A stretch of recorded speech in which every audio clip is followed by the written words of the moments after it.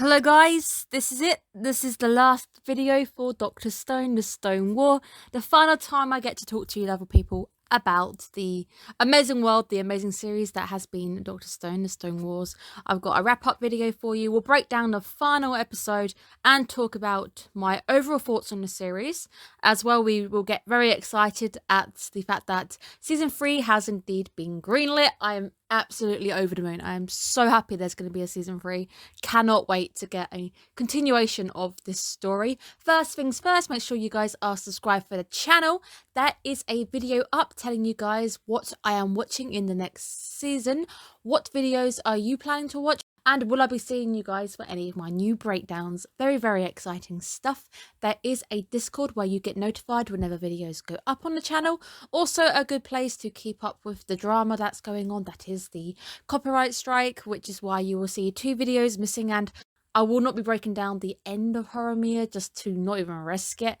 But a few of the naming conventions on the videos may change a little bit just to avoid any more bot strikes. So lots of stuff going on. Let's get to it because this final episode, absolutely momentous. It followed the high of the last episode as well.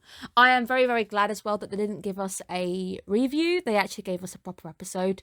And the punishment for moving Homura, not actually leaving her in the village, as I mentioned before, is she actually came back to re-attack, and she actually goes to re-attack the boys whilst they're down on the ground. Thankfully, our Team Science do appear, but it is the fact that Homura, if she had not been stopped, would have probably done some damage. But Homura ends up very, very quickly back to being tied up, where we get one final Ginro appreciation post. This is it, the last one of season 2. My boy, I love you to pieces. Not really done too much this episode, but he is revealed to have sparred with Senku a little. And we see Hyoga being tied up and captured. Will lead to something I'll mention a bit later on, is the decision around Hyoga and the fact that I still think he could come back at some point. Slowly rounding everybody up to make sure they're in a good place for the start of season 3. The Season 3 announcement, I think, was 2 days ago. It's been greenlit. They were using the visual of Senku in front of the boat. So that is indeed suggesting that the next season is going to be focusing on something completely different. It's going to be a completely different flavour than what Season 2 and Season 1 have been so far. And I am all for it. I am completely a fan. Team Science finally merging with the Sucassa Empire. Perhaps one of the most fun parts. And actually very nice to see that we're sharing our science around. We're starting to bring everybody up to the same level now. So everybody's got the ramen. Everybody's got the frozen stuff. People are making glass. And they're actually getting these houses starting to be built. Because things are starting to look a bit more like a settlement in this place. I really like this. We then start to investigate a bit further with the missing pieces. So the idea of a statue being broken, put back together, that's fine. But it turns out you don't need all of the pieces. It does make me think. I think the thing is, I think a bit too deeply when it comes to this. I'm like, what happens if you're missing the eye or something? What happens if you're missing a little bit at the eye? Would the eye not regenerate? Would there be a hole? Would that person be missing a part? I'm just very interested, very curious. But we do get a person brought back this episode as well, which is quite cool. But it is essentially to show us that you don't need all the pieces. So if they can't find something, that is giving us an idea that we might be able to save even more people. I do have to question where we got the fluid from. I thought the cave was destroyed, so we still have some fluid to bring the manga artist back. But bringing back the manga artist is also a very important step for us because it actually allows us to show the villagers what the world looked like. It allows us to start bringing back some of those stories, some of the whatever mangas this guy is responsible for, allows him to start bringing his stories into the stone world, which is now the Age of Discovery world, and it allows us to actually start making a bit of a headway in bringing the world that we're now in back to some kind of recognizable level that people would actually recognize. You start recognizing, he could draw the symbol for Coca-Cola, that would be a thing, people would recognize that. So he can start making things feel a bit more familiar.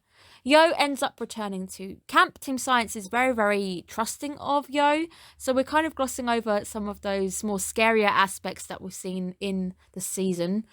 Although that could come back and bite us next season, perhaps. Maybe Yo's gonna end up changing his alliances again. He does seem to be quite flim-flam, a bit the flim-flam, the shim-sham. He kind of flicks between two things according to whatever is in his best interest. The full extent of Sucassa's statue rampage is shown to us.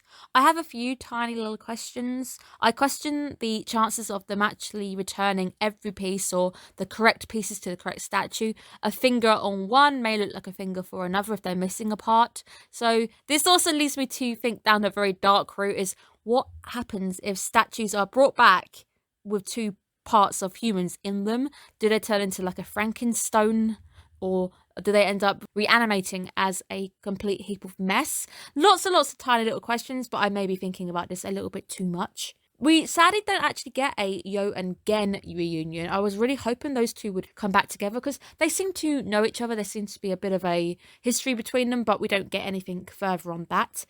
Then we get to perhaps the bit that I have to question the most. I've got a few more questions around this, is Sucassa. Now, Sucassa is still alive, but barely at this point, and he's able to tell everybody where the statues are, every single statue he's destroyed. I actually figured it'd be something like that he'd never forget a single face of the people he believed he'd killed. That would stick with you. I believe that would stick with you, because we know he's a fighter, but at the same time, even from his modern day life, he wasn't a killer. So when he had to make those harsh decisions that he'd kind of set himself, he would have believed that he was killing people and they'll never come back. So something like that would definitely stick with him. So I think it's fully believable that he would remember where everybody is. And that then leads to the final, more emotional part of the episode. Can Senku save Sucassa? This is the big question now, and this episode started to take a turn. Initially, I was really emotional last episode, and this episode also got me quite emotional. I think these two episodes in general have just been absolutely top-notch. They've been on a different level from most of the season. Sucassa ended up taking a spear to the chest. I figured that they wouldn't really be able to do a great deal for him, because as much as Senku is amazing, I think he is still limited by what is around him, what they can do, of people power, the fact that time limits are against him as well. Hyoga points out what most of us are probably thinking is, why the hell are we not doing anything with him, and the fact that it is indeed dangerous for them to keep him alive. Of course, we can't kill him because Senku doesn't want to kill anybody and wants everybody to be brought back to the modern day period with him.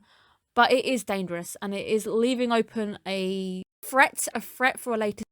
Haku's unwavering belief in Senku, again, seeing her come back, is a really great moment in the show as well, because she also says that Senku doesn't believe in miracles. It's the fact that we have a villager who has literally seen pretty much, to her, must be like godly. It must be absolutely godly to see somebody do what Senku's done, and now we're seeing that she believes it's not a miracle anymore. She's seeing it as science. It's a great development for the character. Senku, I initially thought was going to use the stones to heal or do something around that, or try and patch up Sucassa and maybe put the stones in him and then pour the syrup on. He didn't do that, but I kind of felt stupid. That's kind of where I thought he was going initially. But we do get some really nice moments to see the chemistry between Senku and Sucassa. It's actually quite a little funny. I love the way that they talk to one another. Where it starts to take a more serious turn, this is probably the most serious we've been within Dr. Stone, is the idea that Senku has to let Sucassa die.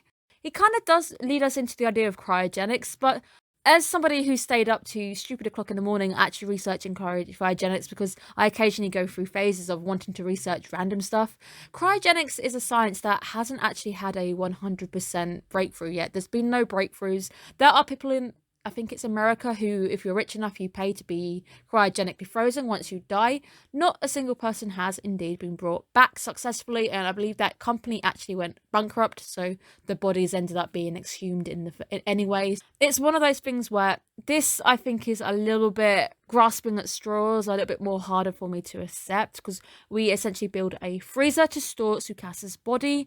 In the end, it's quite nice to see the full come around, because we're using what actually wiped out humanity in the first place, because Senku's going to go and find whatever caused the petrification. He's going to eventually use it on Sucassa's frozen body, and then that frozen body is hopefully going to regenerate everything back. That is our essential plan.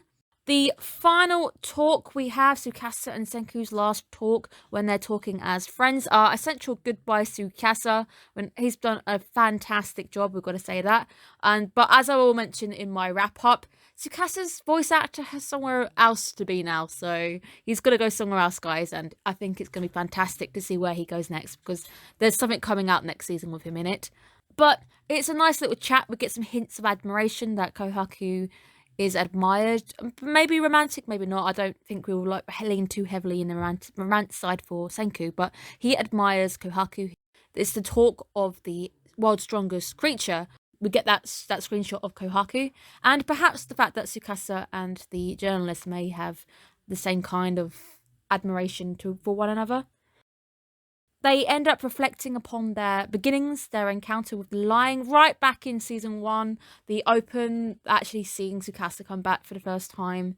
It's a closing of a chapter, and it does feel like a closing of a chapter. The sound, the music design, really, really quite minor, quite sad. It's a vocal piece. It's really, really tear-jerking. The entire sequence got me. It really did. I think it's created and written so well that we see Sucassa thinking back to where it all began.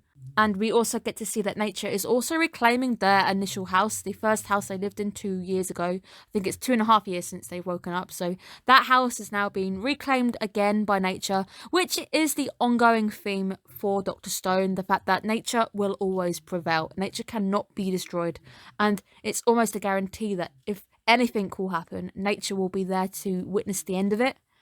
Sucassa tells us that he had fun in his days with Senku, where Senku continues to talk, unrealizing initially that Sucassa has passed away, in a very emotional scene. And I had to take a moment. I was like, oh my goodness, I'm actually in a bit of a state because of the way they've done it, because it's so perfect. Because we see Senku continuing to talk. He talks about Mario and the mushrooms, and it's actually him trying to console himself. He's trying to talk his way through something mundane, which we know he doesn't enjoy doing very often. He doesn't really engage much in small talk, but he's now doing that one thing because he has to console himself from the reality of what is happening. And you know that Senku is aware. He's aware, even though he's talking over it and he doesn't seem to acknowledge it initially. He's aware that Sucassa has died. He knows that the one thing that he promised would never happen, and he wanted to bring everybody back. Sucassa is initially one of our first few casualties. Seeing Sucassa actually dead and frozen hit me in the feels completely. Seeing Mirai giving him the shells, the symbol that Sucassa also gave Mirai when she was also in her coma. A very nice little round-up moment of her thanking him. But it also leads you to consider how hard this must be for Mirai, who has just woken up after 7,000 plus years, maybe even more because she was always been in that coma. And everybody she loves, everybody she knows is dead. Everybody is gone, and she's only 6. It's a really beautifully layered up episode. The music, the story, the visuals, everything really does layer up really nicely. The question is, can Senku really save Sucassa? Will Sucassa one day at the end of Dr. Stone be there? Will he be there to witness the science triumph? Cryogenics isn't really a fully tried and tested science. There has been no actual breakthroughs. Nobody's physically been brought back from the dead. Trust me, you would know about it. It would be headlines everywhere if somebody had been brought back.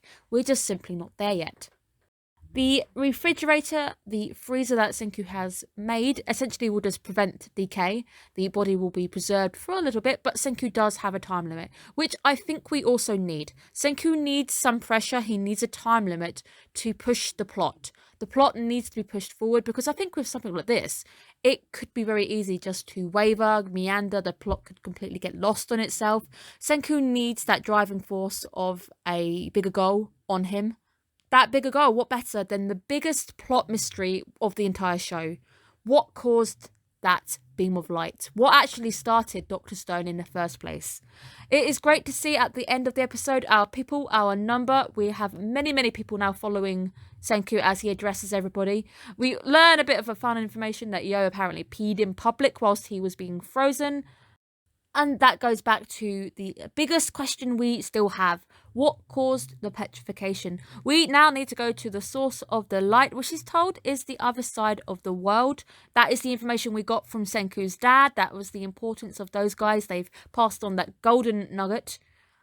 And that also explains the visual for season 3, the tease, the Age of Discovery. Dr. Stone is aging up in terms of the Age of Empires. We're now leveling up, we're going up a bit. We are leaving the Stone Age behind us alongside with Sucassa, our first casualty. We are now going into the Age of Exploring, which is great because it also reflects how humans were. The initial people started to go out on adventure, people started to level up, they got curious about their surroundings, just like humanity did. I absolutely adore the pirate outfits everybody has. Really like it. Same with when we had the steampunky kind of feel with the train and everything. Really like the outfits. Fantastic way of ending it.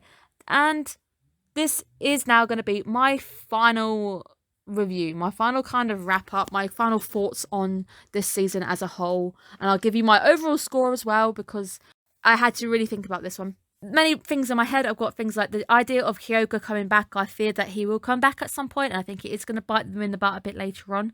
So Hyuga's plotline is not finished. The goodbye to Sucassa was beautifully handled. I also think this is our first casualty of the Stone World. If he does not get brought back, he could technically remain dead if we're not able to fix things. Although it is Senku, I have got high hopes. And that also leads me to ask a few questions. Can a petrified dead person come back to life? So we've seen people in comas be brought back, but she initially was still alive. She might have been brain dead, but the body was still having functions. So were there any dead bodies at the time of the petrification who were frozen, or did they physically have to see the light? But I don't think that is the case because many people who weren't looking in that direction still got frozen. Senku was in a classroom at the time. I tend to think about these things a little bit deeper than I perhaps should for an anime. Overall, I gave Dr. Stone a 9 on Mal, but I can't give halves. My real score is about an 8.5 out of 10 because as much as I absolutely love the story, I love the new inventions, I love seeing those new characters on board who were really nicely added to the way. We've got things like Ukyo joining us, we've got Nikki joining us, we had some nice little introductions with those guys. And seeing Sucassa as our bad guy, which was fantastic because it really drove the plot forward. It allowed our villagers, our team science to also age up under pressure because pressure really is sometimes needed to produce results. The voice acting, absolutely fantastic as well. Biggest credit this season for me is Sucassa's voice actor, as I was initially mentioning, which is Nakamura Yuichi. He is indeed Shigure. He's my doggy. He is Shigure from Fruits Basket. Fruits Basket's final season airing a little over a week now. He's also my boy Guren from Seraph of the End, who I absolutely adore. So fantastic. Really can't wait to see the guy next season. I really did love it to bits. I found it to be a bit slow at the start. I really found we were really slow off the bat. It was a bit slow in places. But the final 2 episodes for me, absolutely flawless. I loved the way they flowed. I almost like that pacing as well. That pacing was quite nice. Dr. Stone sometimes feels a little bit unrealistic. We'll take an unrealistic leap here and there. But most of the time, I think most of us are accepting of that. We understand that some things may be pushing the envelope a little bit. But the biggest question, I think, is will we see Sucassa again? Is he ever going to come back down the line? Thank you guys so much for being with me, helping me break down the second season of Dr. Stone. Absolutely loved it. Fantastic to jump back into that world. Next time it comes out, we'll be jumping into a slightly more aged up version, going into the Age of Discovery now, expanding and following perhaps the biggest mystery of Dr. Stone. What caused everything to start with? Was it an attack? Was it biological? Was it aliens? Who knows? Because it could be any of them right now. And we just simply don't have enough information. Very, very excited. Cannot wait. I hope you guys are looking after yourselves and you have enjoyed my little breakdowns, my little additional nuggets throwing into the bowl, thinking what I think. I will hopefully see you next season, guys. Thank you so much and good night.